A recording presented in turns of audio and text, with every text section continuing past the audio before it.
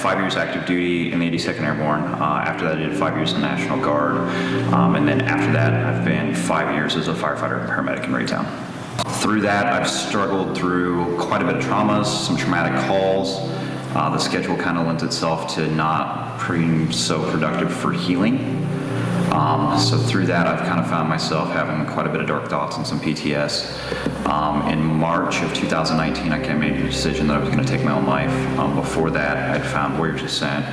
I attended in 2019, February.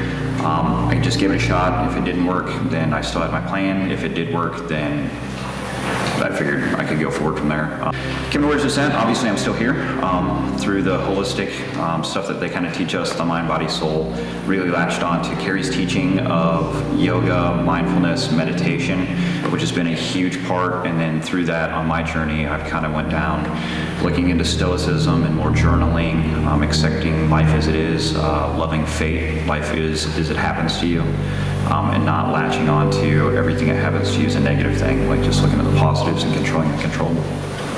The biggest thing I think right now is the culture needs to shift. Coming from an infantry background in the military, and then firefighter, paramedic, everybody's got the stigma of if you've got problems or if you've got a feeling on a call, then like you're weak. You're not. It's a normal reaction to an abnormal situation.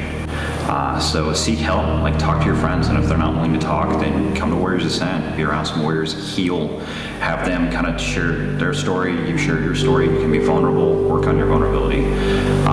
That's how you get through this stuff, like shoving it down doesn't work, sooner or later the cup's gonna overflow. Coming from the military, you're surrounded by your brothers.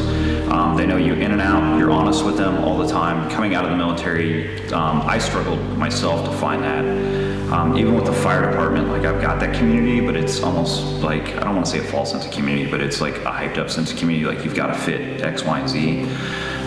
Through that, I've actually found a community and started to build a community with my friends that are climbing where it's a more honest, open relationship, but that was brought on by all the stuff that I learned here.